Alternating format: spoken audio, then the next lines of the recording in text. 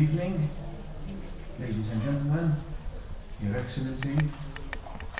First of all, I would like to thank all of you for accepting our invitation today for this lecture.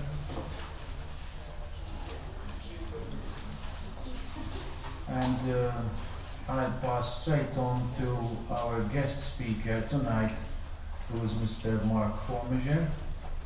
I will just be doing an introduction.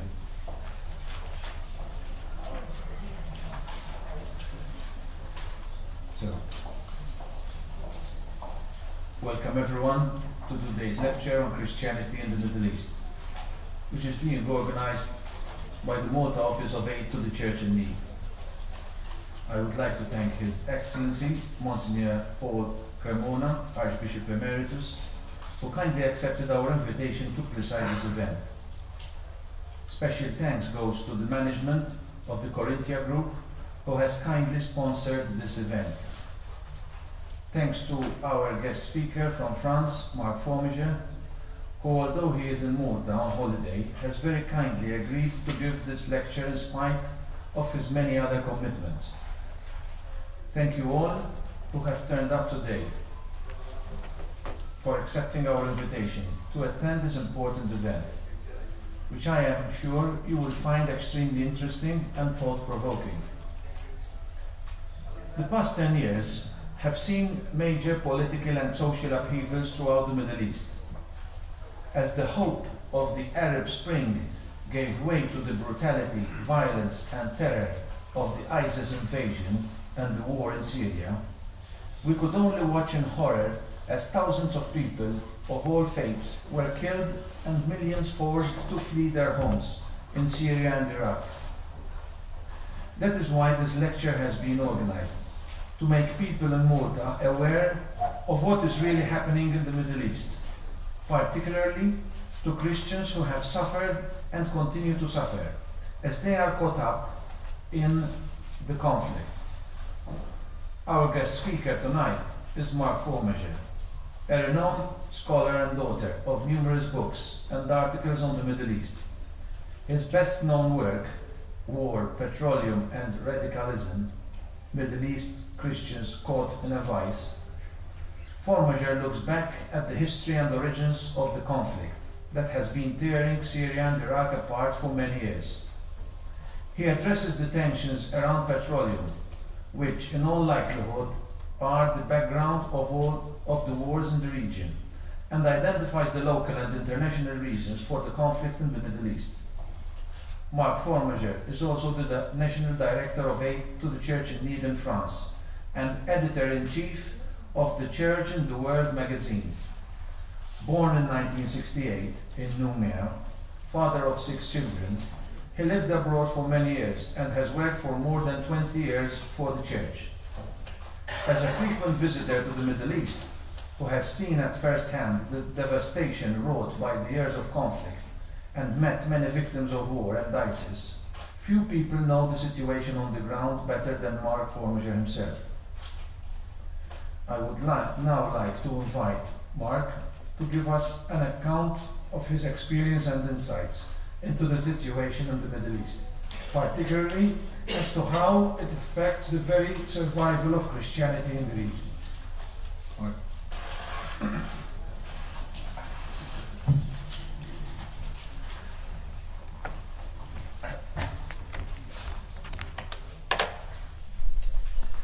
So, is this working? Everybody can?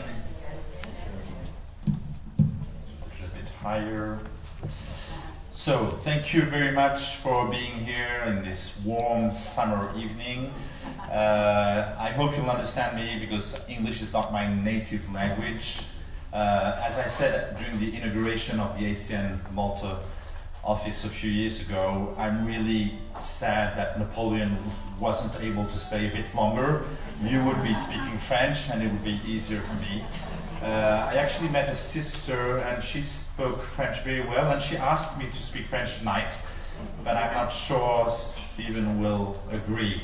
So I will continue in English, even though English is usually just badly pronounced French, but that's another debate. So as you know, or maybe don't know, ACN is a pontifical foundation. We're working in 150 countries all over the world. Our big countries this year are actually India, Ukraine, Brazil. So you see very different continents. But since the last 4 or 5 years, the Middle East has been our main concern, and especially Syria and Iraq. So, of course, we're not able, or would be a bit long, and I only have 40 minutes, I've been told, to speak about the 150 countries, even if it could be interesting. So we'll focus on the Middle East, if that's okay with you. 40 minutes, so I had the idea of saying 4 things, so you can follow. First thing, good news. We'll start with good news. And that doesn't happen very often in the Middle East, so it's interesting to start with that. Second thing, then we'll come back to this ISIS crisis. That sounds nice, but as you know, it wasn't nice, and it still has consequences now. Mainly, we'll see how this war started, who was actually responsible for it. And that will be a bit despairing, because part of our countries, not Malta, but France, for example, was also responsible of this chaos. We will see that in the second part. The third part will have a short word on migrants, maybe, so we'll stay very neutral, because everybody has their own opinion on that. But it's interesting to see where this migrant crisis comes from also, okay? And it's linked, of course, to this Middle East, well, partly, but at least it is also linked to this Middle East crisis. And finally, we'll finish with some words on Islam, because if you're talking about the Middle East without speaking about Islam, I don't know what you're talking about at the end. Of course, you can talk about oil or gas, and at the end, everything turns around money. And the money in the Middle East comes from oil. But the presence and the transformation of Islam obviously has a big impact also, not only on the Middle East, but also on the future of Europe and the future of many countries in the world. Okay, is this menu convenient? Okay, great. So let's start with the good news. The good news is that actually 2 years ago, the situation in the Middle East was really desperate, especially in Iraq and Syria. The war was continuing in those countries. The Christian presence was disappearing even faster than before.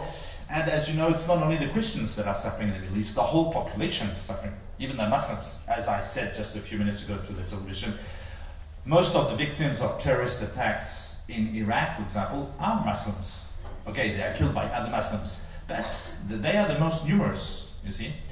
The problem with the Christians is that now we are a small minority, and that we are living in this very dangerous environment as the other people from Iraq and Syria. But we are also having extra pressure because we are Christians. And as a minority, we are really disappearing. If you look at the figures, there were still 1.5 million Christians in Iraq before the American invasion of 2003. I don't know if there are any American people, they wouldn't like me to talk about an American invasion, but that's actually what happened in Iraq. And at that time, the French, we were free enough still not to join in that operation. And we can see the results. The chaos has really gone much bigger since. Anyway, at that time there was still 1.5 million Christians in Iraq, and now if we are really generous, including counting their pets, I think that 200,000 is a maximum. So you see that we've lost 80% of the Christian community in less than 15 years, so that's not even one generation, you see. And if it had continued, this ISIS thing, I mean, it would have been really finished. Okay, so all this is quite a bad scenario, and I was saying I was going to start by talking about good news. So you must be wondering, when is he going to write the good news? Well, the good news is that the situation has changed actually these past years. ISIS has been defeated. At least it has lost the control of the major part of its territory, which was quite big. It was as big as Great Britain. It was 1/3 of Iraq and half of Syria. So that's nearly 300,000 square kilometers. Nearly 10 million people living on that territory. And they were rich. They got all the money and the gold from the banks in Mosul, and they were continuing to export oil. So every day, between $1 and $2 million of revenue, of income, thanks to oil. So everything was okay for them. Since the last 2 years, they have lost control of their territory. That doesn't mean they have totally disappeared. But the difference on the field is very important, because everything is coming back into order. In Iraq, you even have the Christians that are coming back to their homes. You can look at this very nice, well done blue, I don't know how you said it in English, in French it's kakemono, which is a Japanese word. The people are going back, and actually they are going back much quicker than what we thought. And we really need to help them to return to their houses, because their houses have been massively destroyed or partially destroyed. And as long as they're not able to return to their houses, they still think that maybe they should leave. If they come back into their houses, well, life will come back. Already half of them have come back to their houses. And so we can imagine now, well, quite precisely, that there still is a future for Christians in the northern part of Iraq. And that was not imaginable 2 years ago. That's where I was talking about good news. Okay. In Syria, the war is not totally finished, but in the western part of the country, that's where most of the population live. You have some sort of a vertical line, Aleppo, Homs, Damascus. They don't have any bombs anymore. So they're quite happy, actually, you know. In the Western media, they were saying the bad Syrian regime and the naughty Russians were bombing eastern part of Aleppo, and then the eastern part of Damascus, you know, the Ghouta, that was the last big war operation in Syria. And that was supposed to be bad, but the result is that in those places you had terrorists, and now they are gone. So you don't have any bombs anymore on Aleppo, on Homs, and on Damascus. And people are coming back, and they are starting to rebuild the country. So that's good news also. And you even have more than 500,000 Syrians that were in Lebanon that have already come back to Syria. And among them, Christians also. Not only Christians, but Christians also. So, once again, if you compare to 2 years ago, the situation, well, in Syria and in Iraq, is actually better. Much better. So that's good news. We didn't expect that so fast, you know.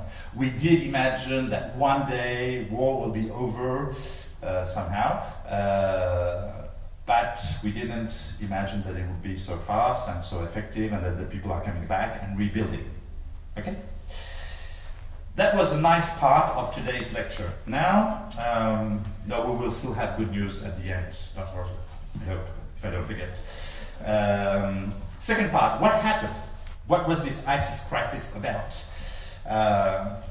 Everything started, well, actually, we heard about them for the first time. Remember in 2014, in June, when they captured Mosul. Mosul is in the northern part of Iraq. It's the ancient Nineveh.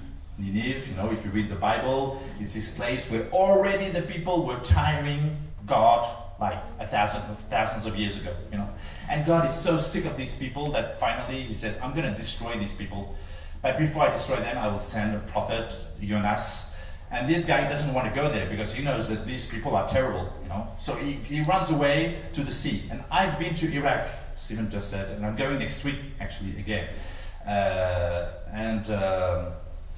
In the northern part of Iraq, I can tell you there is no sea. You don't have any whales around Mosul. So that means he went very far away, you know. And then he was caught by the whale, as you know. 3 days later, he got out. He was still alive, so he went to Mosul, to Nineveh. And he was a very good speaker. And so after just the first day, it was a very big city. You know, 120,000 people at that time. It was very big. Everybody repented, you know, did penance, you know, even the king, with ashes and all this. Even the animals repented. I don't know what it looks like an animal who repents, but this is the text. You can read it. anyway, we would need a new Jonas because Mosul was the capital of ISIS. Okay? 2 months later, we are in August, in the 6th of August, so it's nearly in 1 month we will be celebrating the 4th anniversary.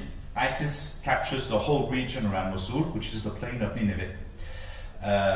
And then they proposed to the Christians to choose, which is quite nice from them. You know, sometimes we say ISIS people, they are very bad, but they were nice enough to give the choice to the Christians. They had 3 choices: convert to Islam, leave, or be slaughtered. Okay, the choice is not very big, but anyway, they did have the choice. If you wanted, you could have stayed.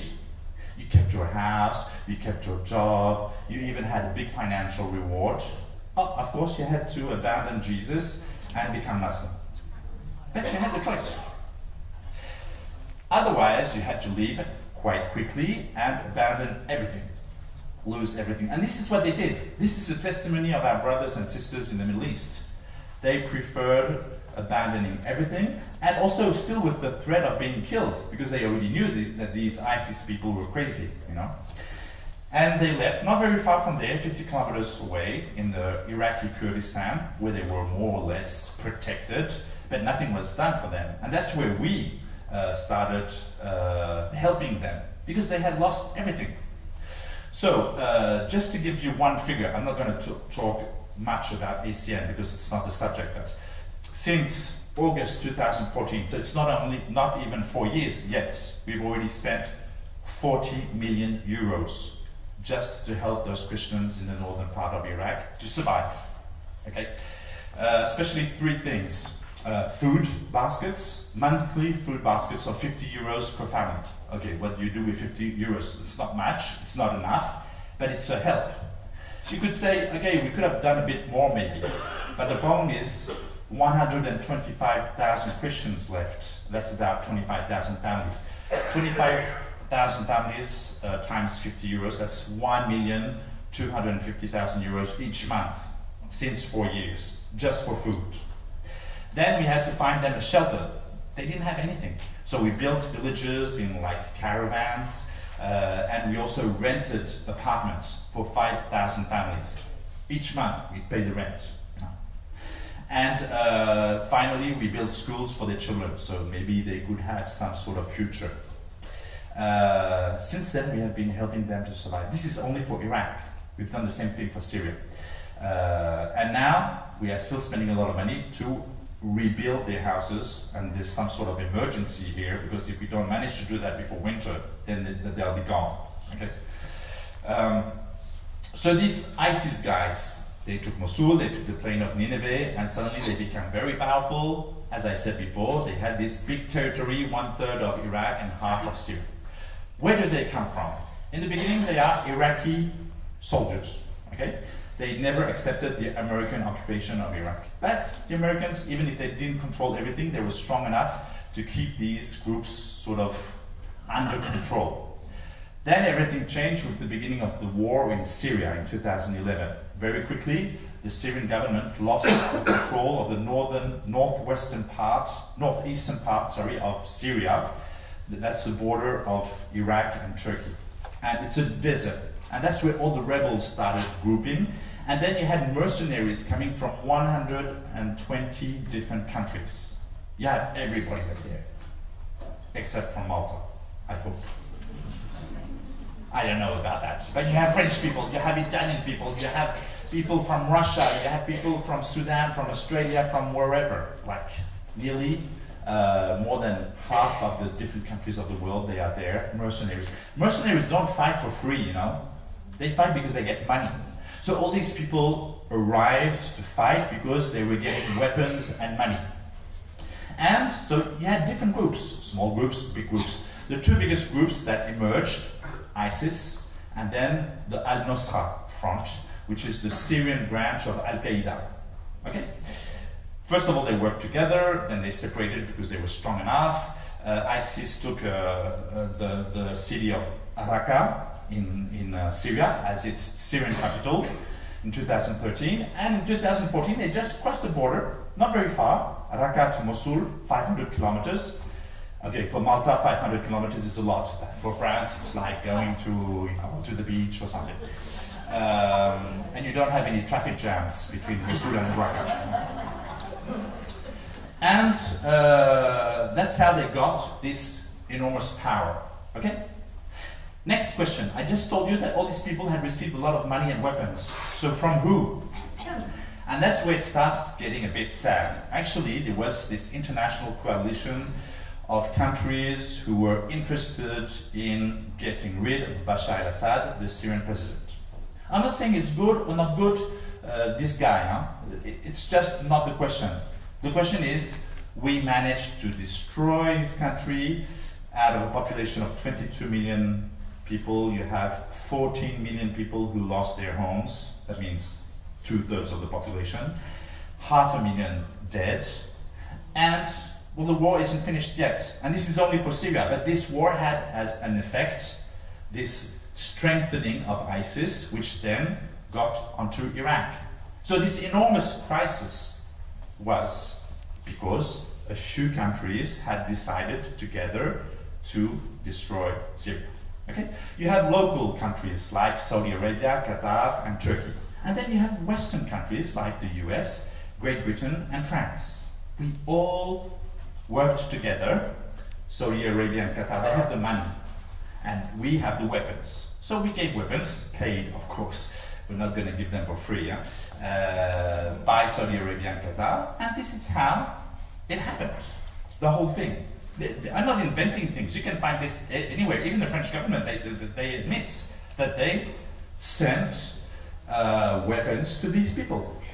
The strange thing is that these people are jihadists. And these people, we are fighting them in Mali, for example. And these people are making terrorist attacks in Europe. That's a strange thing, okay? Of course, we are being very precautious. Does that exist? Precautious? Sounds nice anyway. We have always said that we have only supported moderate rebels. The problem is it doesn't exist. I mean, I haven't met all the rebels in the Middle East, but the concept doesn't exist. You know, maybe the 2 first weeks of the war in Syria, you had moderate rebels, but these people were very quickly controlled and overweight by more radical groups, you know, more violent groups, and they were stealing the weapons that these moderate rebels were receiving. And actually, the moderate rebels started selling the weapons to these ISIS and Al-Nusra people, you know, and we knew that very well. Of course, it was better because if France was selling directly weapons to ISIS, it would have been a bit difficult. So we were selling them to moderate rebels, but everybody knows that this doesn't exist. Okay? So now, in a few seconds, why did all these countries do this? Well, of course, we had all our interests. Saudi Arabia is at war with Iran. Okay? Actually, one of the big problems is Iran. Why Iran? Iran is 80 million people. They are coming back on the stage. They are quite powerful, you know. They have a lot of oil, etc. They were under embargo for 15 years. And they control all the Shia minorities in the Middle East. Shia, Sunni, you know this. It's the 2 big branches of Islam. The biggest are the Sunnis, 80% of the Muslims in the world. Their champions is Saudi Arabia, because this is the country where the Prophet Muhammad and their holy cities of Mecca and Medina are. On the other hand, Shia, it's 15% of the Muslims in the world. Their champions is Iran, that's where most of the Shias are. Iran, 80 million people. Saudi Arabia, 20 million people, plus 10 million expatriates working for them. It's a fight inside Islam, but it's most of all political sort of tension. Who is going to control the Middle East? Okay. Actually, there's 2 war zones between Saudi Arabia and Iran. There's the south and the north. The south is Yemen. There is a very horrible war. Well, is a war not horrible? I don't know. But this one is really particularly horrible in Yemen, and nobody speaks about it because Saudi Arabia is our friend, you know. Well, I don't know why they are our friends, because they are supporting and exporting radical Islam all over the world. But anyway, they are buying our weapons, so they are our friends. And so we are not saying anything.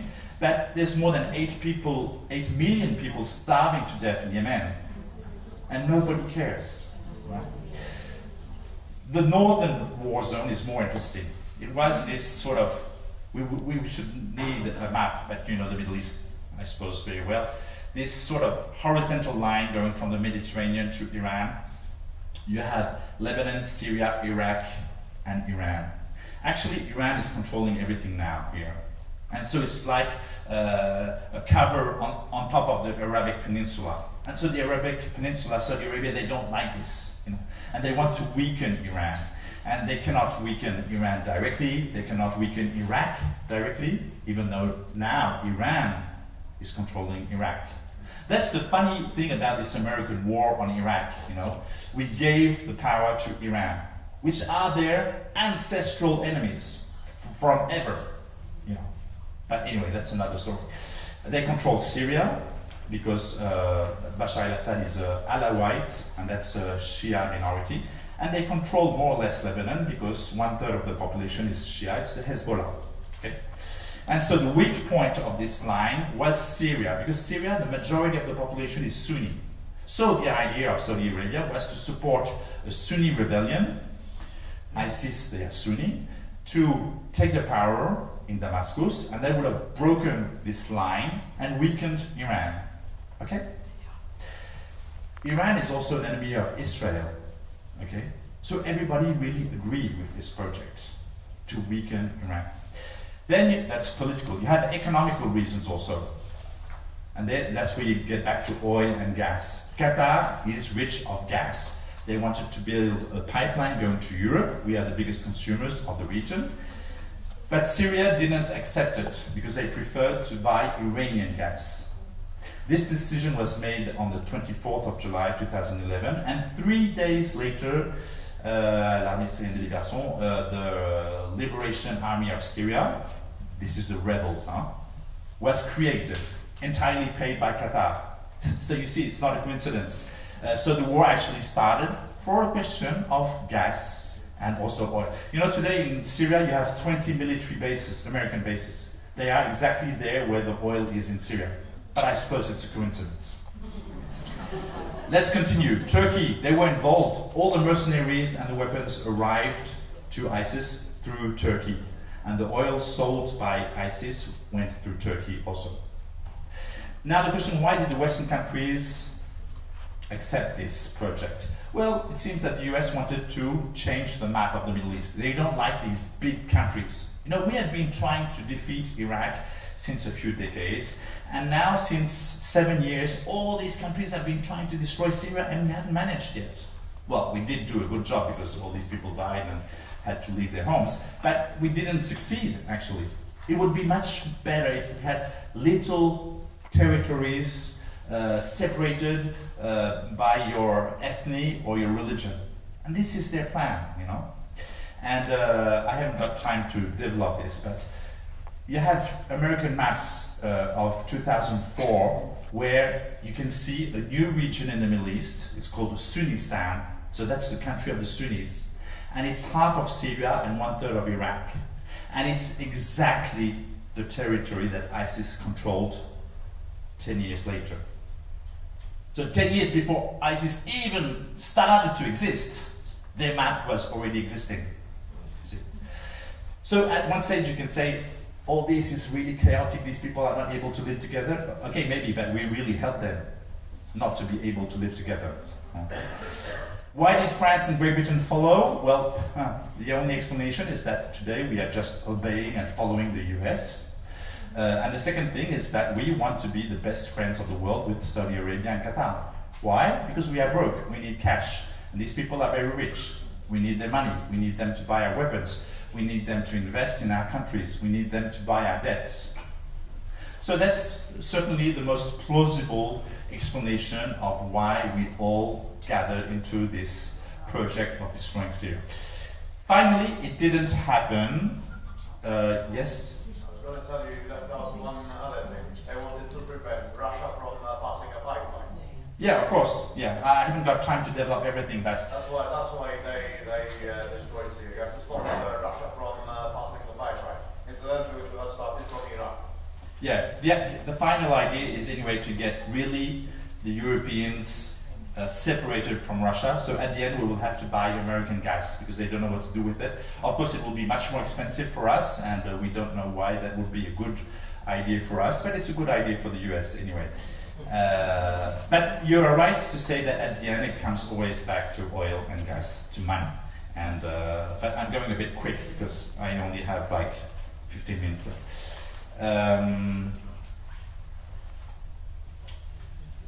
Finally, it didn't happen. Why didn't it happen? For three reasons. First of all, the Syrian government was stronger than what we thought. And the Syrian population was massively behind their president.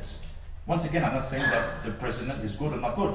I'm not Syrian. It's none of my business. You know?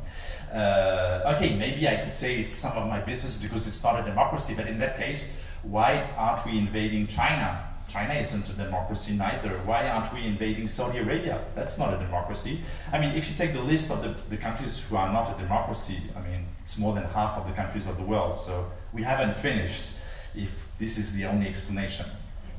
Anyway, that's the first reason. The Syrian government and the Syrian population stood longer than what we thought. Second reason, Iran, of course. They came. But you cannot criticize them for coming. They were not the people that created this chaos in the first place. There was chaos and then they arrived. And finally, of course, Russia. But there again, Russia didn't create this chaos. They came because the Syrian government asked them to come, because they were allies. Okay? So you can say, yeah, Putin, this and that, but at the end, they were not responsible of this mess. And thanks to their coming in Syria, the people in Aleppo and Damascus and Homs are not receiving bombs on their heads anymore. So they are very happy of the Russians over there. Once again, I'm not taking position, I'm just saying what's happening on the field. Okay? So anyway, what's happening now? I said it in the first part. Well, people are coming back and they're starting to rebuild the country, which is good news. Let's go to part 3. Part 3 was the migrants. Of course, everybody has a position on that. If somebody is drowning in front of you, of course, you have to take care of him or her, of the person. But let's understand what is behind that. And that's where I come back to this ISIS crisis. In 2015, we were prepared. Remember, everybody showed on the media this little boy that had drowned in the sea. Very sad, of course. But he's not the first one, and he's not the last one. Every day people are drowning in the Mediterranean. Suddenly, everybody had to focus on this. You know, we were sort of prepared for something. 1 month later, not 3 years later, 1 month later, this is September 2015, suddenly you had 1 million migrants entering into Europe. Like this. Okay? Did you notice only young Muslim men? So what does that mean? That there is no families in the Middle East? No women in the Middle East? There are no children in the Middle East? There are no old people in the Middle East? Or all these people had to suffer quietly and only the men were able to escape? And why were these people obliged to come to Europe? They are Muslims. Why don't they go to Saudi Arabia? There isn't any war in Saudi Arabia. And Saudi Arabia has plenty of space and plenty of money. Why do they have to come to Europe? And so we were told, if we don't accept these people, they are going to die under bombs in Syria. But that's not true. Of course, there were bombs in Syria at that time. But half of these migrants were not Syrian. So if they were not Syrian, they are not going to die under bombs in Syria. Secondly, there weren't bombs everywhere in Syria. During the war in Syria, 9 million people, Syrian people, moved in Syria to another place. And 5 million Syrians went abroad. Turkey, Lebanon, Jordan. So you see, more Syrian people moved inside the country instead of going abroad. So when you have bombs, yes, you have to leave. You're not going to die. But you don't have to go on the other side of the planet. Why suddenly all these people had to come to Europe? There is no explanation. You see? And finally, what happened? It was an agreement between Turkey and Germany. Turkey suddenly understood that they had a means of pressure against Europe with all these migrants. Most of them were in Turkey. And so suddenly they said, okay, if you don't accept our conditions to the European Union, we will send you all the migrants. Okay? We want money to take care of them. which is normal. You have to take care of them. They are there. Secondly, we want to don't need any visa for the Turkish people to go to Europe. They haven't got that yet. And third thing, they wanted an acceleration of the entry of Turkey in the European Union. You know? Saying, if you don't do that, you will have all the migrants. The problem is, if we have Turkey enter the European Union, we have both the migrants and the Turkish people. So in Brussels, they haven't understood this yet. Anyway, they started doing this. They closed camps and they said, Auf Wiedersehen. You know, it's German to say goodbye. So they were preparing the people. You have to leave and you have to go to Europe. On the other side, Saint Angela Merkel was saying, come to me, to my generous breast, and I will take care of you and give you hundreds of euros each month to each person. That's much more than what they will ever win in the Middle East. So of course everybody left.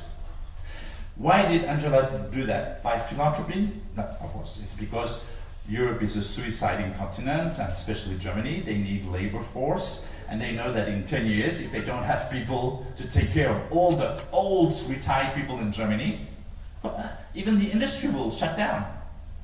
Everything will shut down. So, but is that being very generous? We are actually stealing the population of these countries. I was telling you, now they are starting to rebuild Syria. Who is going to rebuild Syria if everybody is in Germany or in other places of Europe? So you see, the migrant crisis is much more complicated than just saying, oh, these people are oppressed and they need shelter. It's much more complicated than that. I'm not saying that we should not accept them, but we have to understand why they are coming. Most of them now are not coming from the Middle East, they're coming from Africa for economical reasons. Okay, why not? They are poor. But does that mean that all the poor people on earth should come to Europe?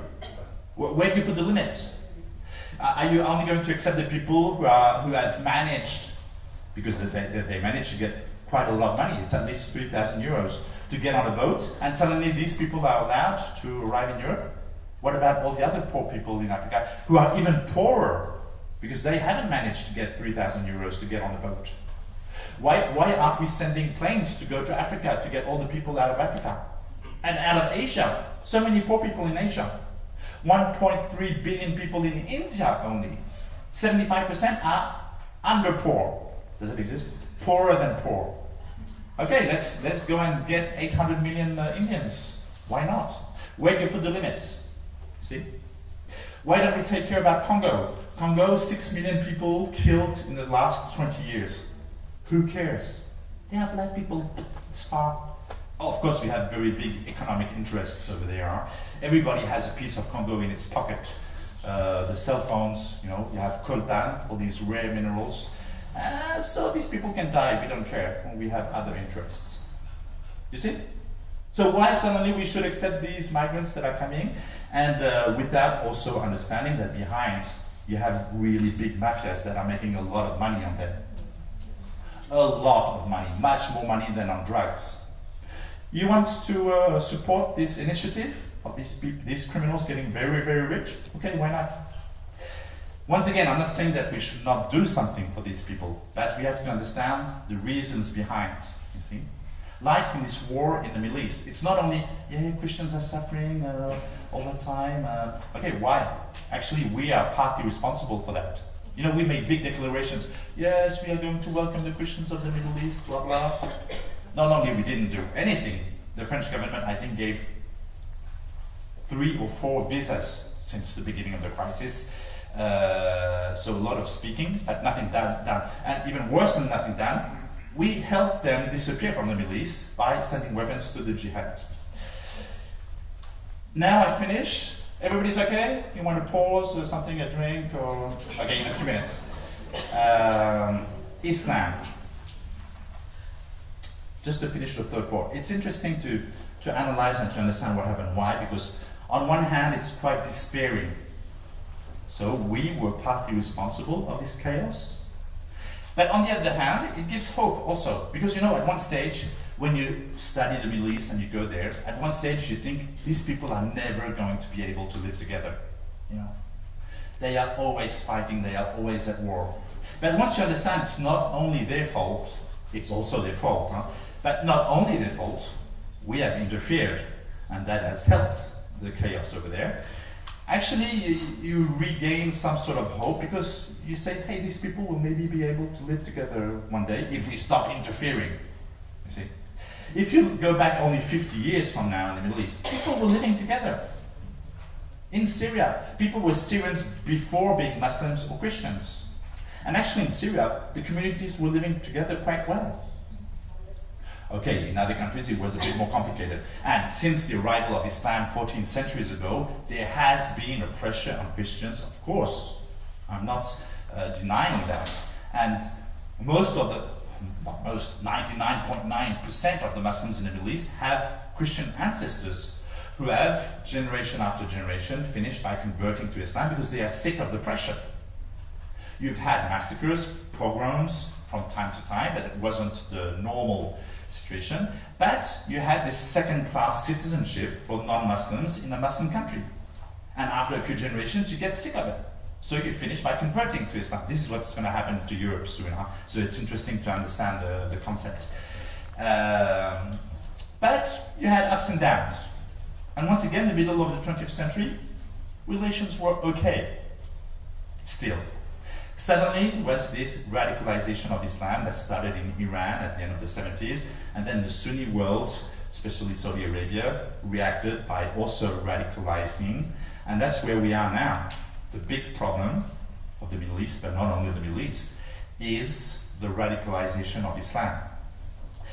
A few words on the radicalization of Islam. That's very interesting to understand because it's, of course, very central. I don't know if you have many Muslims here, but in continental Europe we are getting more and more, and especially in France.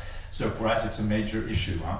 It's not that we don't like them. Huh? Actually, French culture, you know, this Oriental attraction, we have links with the Middle East since 1,000 years. You know, St. Louis. This is the 13th century. Okay, a bit less than 1 millennium. We made contracts with these people. You know, so we know them. So we don't have any allergy to them. The problem is when you have a growing proportion and that these people are not willing to integrate anymore and that they are radicalizing, it is becoming a bit difficult. Why is Islam radicalizing? Oh, easy, I still have 5 minutes. You have external reasons and internal reasons. First external reason, of course, the heavy investment of Saudi Arabia these 50 or 60 last years. They have so much money and they are exporting their own understanding of Islam, which is very radical. It's the Wahhabites. I don't know how you say in English. You have more executions, beheadings in Saudi Arabia than on the ISIS territory. They do that a bit differently. They don't have a camera filming very close, and they have a big sword and not a little knife. But at the end, you're still beheaded, you know. And you have more people beheaded in Saudi Arabia than on the ISIS territory, won't you?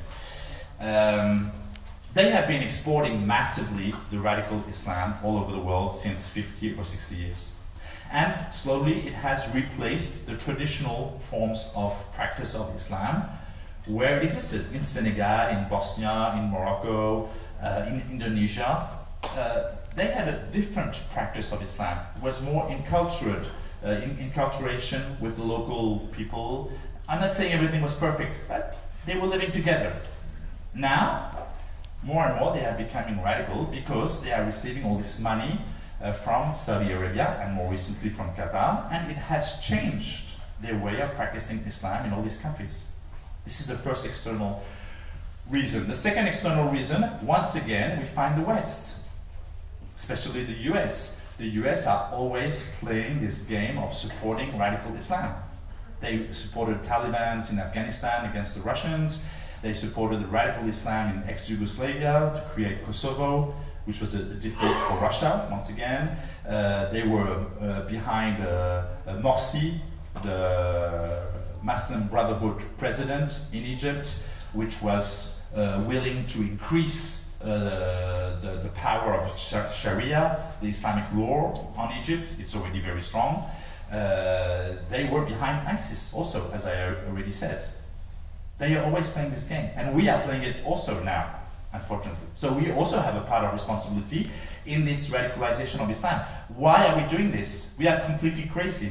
Especially in Europe, we have a lot of Muslims. So we are helping these people to get radicalized, which means they don't want to integrate, and it's going to be much more difficult for us in the future because of that.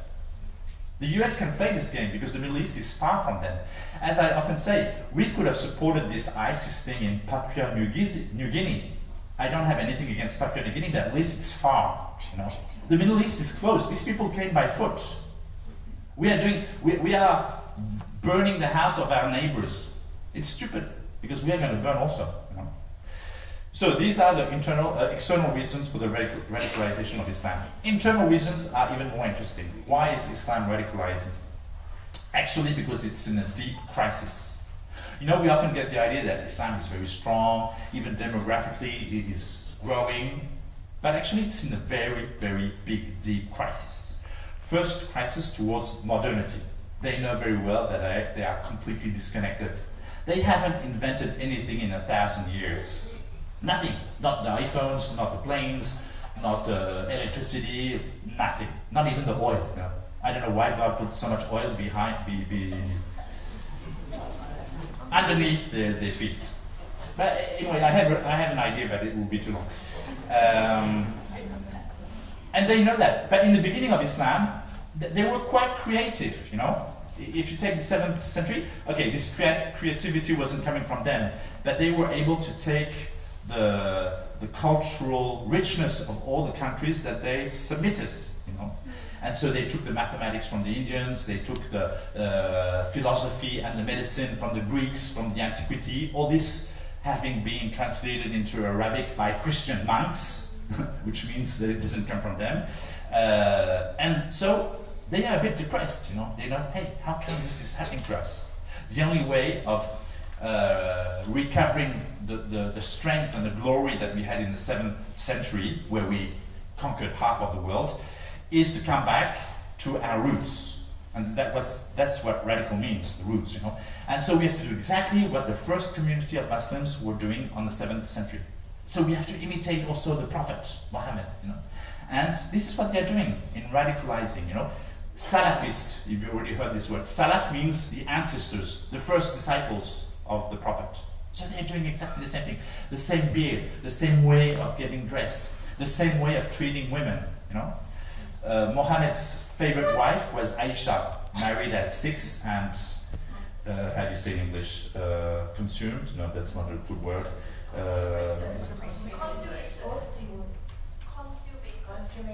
Consummated? Okay, that's even worse than what I thought. At 9. So that's what they are doing. In Mosul, ISIS was selling, they had markets, they were selling girls from 8 to 12 years old. These were the people who had the biggest price. Then they were also selling women from 12 to 20, but they were cheaper, too old. And then after 20, this was like, really for the poor mercenaries. But by doing that, they are imitating their prophet, It's going to be a bit difficult to live with these people. But this is a crisis. It's not a sign of strength. Second crisis, globalization. What is globalization today? Actually, it's occidentalization of the world, and more precisely, Americanization of the world. We don't see it because we are already very much Americanized. And this is going soft power, through internet, through Hollywood, etc. Not everything is bad, Okay, you have a lot of things that are bad. But you also have good things because our culture, our civilization in the West comes from Christianity. And you find some ideas like the equal dignity of all. And something even more surprising, the equal dignity between men and women. Imagine. Okay, we are used to this. It's very surprising for many cultures in the world. And it is creating a tension. Why in India there's a growing rise of fundamentalism, Hindu fundamentalism? Because they don't accept this idea of equal dignity of all. The elites, they want to keep all the power. They have 750 slaves, subhuman robots. What? Are they going to be equal to these people and lose all these slaves for them? No, never. And what's happening is that Christianity in India is quite small, 2.3%, but the Christian values are spreading, and more people are getting this culture, Christian culture, which is actually good news. Of course, if you look at the short term, now the position of the church in India is getting a bit difficult because there are more and more tensions against the Christians because of that. But actually the reason is because Christian values are spreading. Same thing in the Arabic or the Muslim world, this equal dignity between men and women. What are we talking about? They don't accept this. But it is spreading in the Middle East also. So it is creating tension, and they are reacting to this tension by radicalization. But once again, it's not a sign of strength, it's a sign of weakness. Last crisis, which is a bit more surprising, and I'm nearly finishing, the attraction of Christianity. Christianity is attracting more and more people in the Muslim world. That is very surprising. Nobody really speaks about that because actually, when you're a Muslim, you are not allowed to change religion, and theoretically, you are killed if you do apostasy. And it's not only theoretical always. But this is happening. How it's happening, it's quite interesting. Especially two channels. First channel is, the media, internet. That's where I say internet can be good also. You have a lot of radios and televisions in Arabic, in Persian, in Turkish, etc. that are spreading the good news. And a lot of people are watching this. And they are discovering Christ and they're saying, wow, this is really interesting. This is so much different than what we know about God. It's not enough to convert themselves, but it's a beginning. And I know even people who have converted because of that. Second channel, even more surprising, it's dreams. These people have a spiritual sensitivity that we don't have, or maybe we had and we lost. I personally know, and I hear these stories all the time when I travel in the Middle East, people who saw Christ, who saw the Virgin Mary, who had a spiritual experience, who suddenly became Christian. It's incredible. At one stage I get jealous. I say to God, listen, you were already generous with these people, you gave them all this oil, and now you are even taking care of them personally to convert themselves. Why you don't take care of French people sometimes? No, it's true. At the end, I can't say that because France was blessed in many ways. But it's very interesting to see. We're talking about very big numbers, More than 800,000 in Iran. Iranians were never really Muslims because Islam was imposed on them by Arabs, but still, today it is officially a Muslim theocracy. But these things are happening in the Muslim world, but it's also a crisis. It's not a sign of strength. So all these crises towards modernity, towards globalization, towards the attraction of Christianity, that's the internal reasons, plus the external reasons I gave you, explain why Islam is radicalizing today. But who is going to stop this? Once again, this is not a good news for Islam itself. It's like it's a vicious circle. It's going further and further into violence and nobody knows how to stop it. Even Sisi, not Ronnie Schneider, the Egyptian president, Sisi, he says very clearly and bluntly and publicly to Al-Azhar, the big Quranic university in Cairo, you are responsible of this. You taught the most violent verses of the Quran. We need to change this. Why does 1.5 billion Muslims want to kill the rest of humanity? We need a reform in Islam, otherwise we will not survive. Who is going to do a reform in Islam? The first guy who lifts his hand is dead, and the second also, and for a long while. Let's hope they manage to do a reform. But for the moment, this is not what's happening. For the moment, there is this radicalization process which is continuing. But that's not good news for them. Well, it's not good news for us either. But Islam is going nowhere with this radicalization. And actually what's really interesting also is that if you look at the future of Islam today, in spite of this demographic growth, especially in Europe, is to see that they have three options. And I'm really going to finish with this. radicalization. This is already happening. The second is atheism. Not many people talk about that, but there's a real tsunami of atheism in the Muslim world. The young people, most of them are young, they are sick with Islam. And all this violence of ISIS is attracting some of them, but repelling most of them. They're saying, what is this religion? I'm sick of it. In Egypt, a deputy tried to pass a law in December. He wanted to criminalize atheism. Why are they doing that? It's not because there are 3 Egyptians who are becoming atheistic. It's because it's a major trend. And they are scared of that, and they want to stop it, or at least delay it. I'm not saying atheism is good, but this is what is happening in the Muslim world. And the third option is Christianity. Let's hope that this is what is going to come out of this crisis at the end. And as I told you, it is already happening. Even if you consider France, today 10% of the baptisms of adults in the Catholic Church are Muslims. Which is quite surprising because the Catholic Church isn't very spending a lot of energy in announcing the gospel to these people. And once again, the Muslims are taking a risk in converting. But already 10% today. And we can be certain that in the future it will be much more. So let's finish with this by remembering one thing, maybe the most important thing, what I said in the beginning, the testimony of faith of our brothers and sisters in the Middle East. Humanly speaking, they had all the reasons on earth to abandon Christ. They should have. I'm not saying they should have, but humanly speaking, they could have. They could have said, Lord Jesus, I love you. I've loved you all my life. Actually, I will still continue to love you. But the cross that you are making me bear today is really too heavy. It has been heavy for too many years, too many generations even. Now it's too much. Sorry, in my heart I will stay Christian, but now I'm becoming Muslim. They could have said that. They didn't. That's why we need to continue supporting them. They ask us to pray for them so they keep faithful to Christ in these conditions, and they also need our support, obviously, and that's why please don't forget ACN in your prayers and in your support. Thank you very much.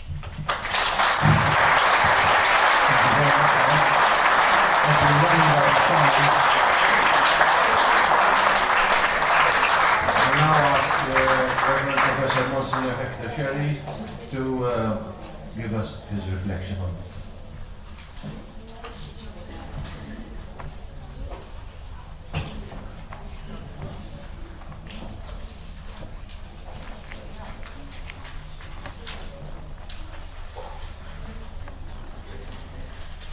Thank you, Marc Fromager, for offering us a spectrum of reflections, ideas, and analysis. The interplay of many forces in different parts of the world, especially in the Middle East. You have explained the various geopolitical forces at hand, geo-economic, geo-social forces, and at least you have helped me, and I think most of us, to understand a bit some of the things we hear in the news. And the news we hear don't tell us everything. You have tried to explain, and by analyzing what goes on behind the scenes, economic interests, political interests, and so on. As they say, fact is stranger than fiction. And in fact, what you have shared with us proves this. Well, my role this evening is different from yours, dear Marc. My role in ACN Malta is that of ecclesiastical assistant. And I've been doing this for the last 1.5 years. And so my brief reflection will be a spiritual reflection. In the light of what we have heard about the small minorities of Christians in the Middle East, what we have heard about the testimony of faith of our brothers and sisters in Iraq, Syria, and other countries. What we have heard about the spread of Christian culture in India and Christian values, as well as what you have said a few minutes ago about the not insignificant number of Muslims attracted to Christianity. In the light of these things which struck me a lot, my brief reflection will be focused, my spiritual reflection will be focused on the words of Jesus Christ when he talks about the little flock. One day Jesus Christ, while he was journeying towards Jerusalem, so it was an uphill journey, not only physically, but even from a spiritual point of view, he was facing his passion there.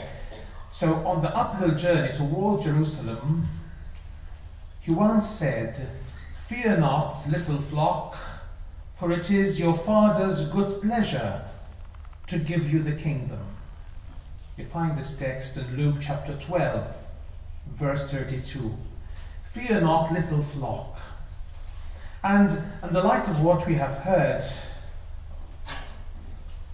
it's our duty to be spiritually close, those little flocks of Christians who, against all odds, are doing their best to preserve the faith, to remain faithful to Christ. And it's our duty as Christians, in a relatively comfortable situation in our country, relatively comfortable, to pray for these little flocks of Christians.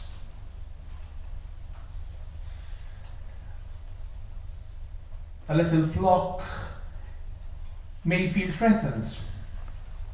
A little flock is vulnerable. But with the grace of God, and fully confident in the words of Jesus Christ, these little flocks will not be vanquished, because Christ is at their side. My second brief point is also taken from Jesus' words, when Jesus tells his disciples and the crowds, "You are the salt of the earth." That's in Matthew 5, verse 13. Salt. So the members of these little flocks, these Christians, as all Christians after all, but they in a special way are called to be salt. A few weeks ago, Pope Francis, during his daily meditation at the chapel in St. Martha, the morning mass there, reflected on this particular text. And he said, well, salt is not sold in tons in supermarkets. The exact words in Italian he said, because I was present there, so I can remember these words very, very vividly. He said, "Il sale non è venduto a tonnellate, in tons, ma in piccoli sacchetti di plastica." So salt is sold in, and yes, so salt, you don't need a lot of salt. Salt carries out its role, its chemical role, yes, but reflecting on Jesus' words, salt which has to disappear, which dissolves, but which affects the rest. And I remember Pope Francis on that particular morning, on the 12th of June, saying, well, no one praises the salt. When we are invited to lunch, we don't say how good the salt is. We say how good the meat is, how good the fish is, and so on. Yes. And Pope Francis' reflection was on the Christian's role to be effective without being noisy. It is true that we are called to proclaim the good news and to bear witness. That is very true and very important. But reflecting on these little flocks of Christians, they too, in a special way, are living these words of Jesus. And my final reflection, in the light of what I have just shared with you, is that all this may sound paradoxical. A little flock? Why not a big flock? A powerful flock? A militant church? A triumphant church? Why not? Why salt, which has to disappear? Why? And this may sound paradoxical. And this reminds me of a pastoral letter where Archbishop Cremona, when Archbishop, together with Bishop Gregg, had written some 6 years ago, contrasting divine logic and human logic. Divine logic and human logic. Which logic are we trying to embrace as Christians? Is it simply human logic and full stop? Or are we trying to embrace divine logic? What is divine logic? Christ, who emptied himself. He who is God, emptying himself, self-abasement, to save us. And we, his followers, Christians, are we embracing divine logic?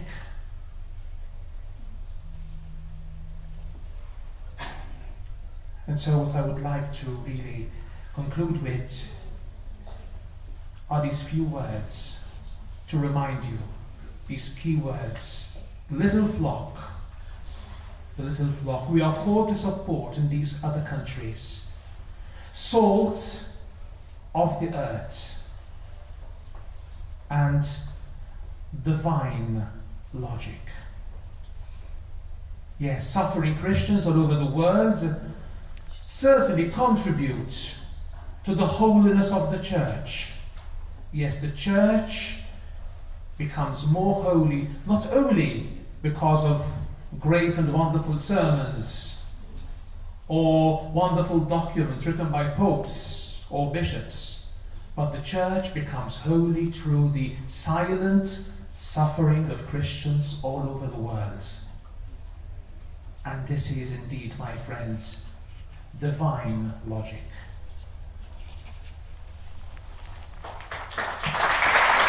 Thank you very much. I now ask His Excellency Monsignor Cremona, Archbishop Emeritus, for his concluding remarks.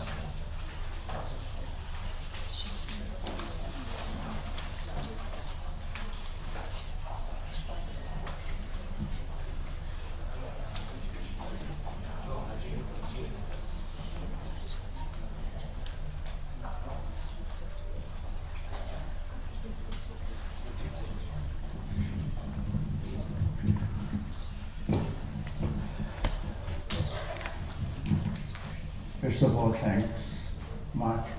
It was a very enlightening lecture you gave us, with some visions that we don't receive from the media. Thank you for putting things right. Thanks also for the Hector, as usual, for enlightening us.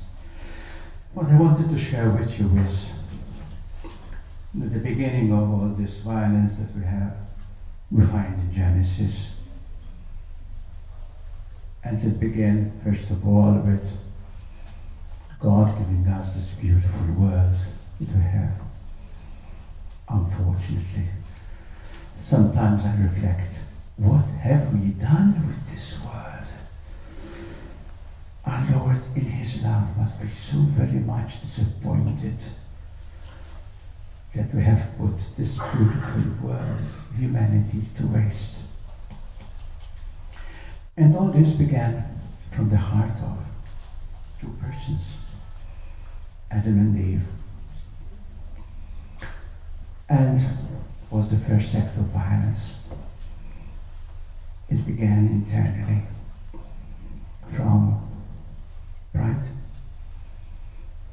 and selfishness. At the heart of all this violence are these two main principal sins. So I would suggest that when we go from here, we should not just concentrate on what is happening, what Mark told us about. We can give glory to God by entering into our heart of hearts, each one of us, and give glory to God to changing what is in us, not according to his will. Pope John the 23rd, who is now a saint, in his encyclical on peace on earth, said that peace does not start with having pacts between nations. It begins first from our hearts, then it spreads around us, community around us, then gradually nations, and becomes global. So what we can do is not just help externally, but also internally. We change to give glory to the Lord so that He can see His image in us, in each one of us. The second reflection is, I think, that in today's world, our principal fear is numbers. We are decreasing in numbers. So what? Numbers are not important. If there was a person who was a failure, it was Jesus Christ on the cross. On Palm Sunday, He could have chosen all those people around Him going into Jerusalem, but He would not have been faithful to God. Instead, He chose to be alone on the cross, but being faithful to God. Our temptation, and Mark mentioned it today, is that we want to have more numbers. So I rather compromise on what Christ told us. It's our greatest temptation. The only way forward is to be always faithful to the Lord. And as Mark said, it is the only way that we can show even Muslims in love and all other people that Christ is worth following. It's through our witness. Thank you very much, Mark. For us, it was very enlightening. Shall we say a short prayer? For all those suffering in these countries, and for us to really convert to what is the Lord. And we can say it with the prayer that our Lord Himself taught us, and which accumulates everything that we need. He chose those words, Dear Father. Our Father, who art in heaven, hallowed be thy name. Thy kingdom come, thy will be done on earth as it is in heaven. Give us this day our daily bread, and forgive us our trespasses, as we forgive those who trespass against us. And lead us not into temptation, but deliver us from evil. Amen. In the name of the Father, of the Son, and of the Holy Spirit. Amen. Thank you very much. This brings us to an end of this event. I trust that you found it interesting, and I would like to also thank you for attending and accepting our invitation. At the end, at the back of the hall, we're going to have some refreshments now. Thank you very much. Have a nice evening.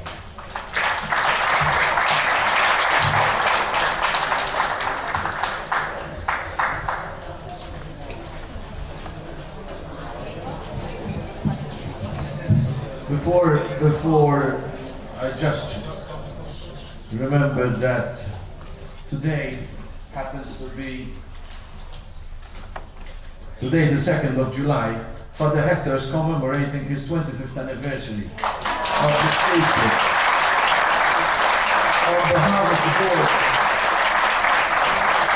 the board of directors, staff, and myself, we would like to thank him for his services.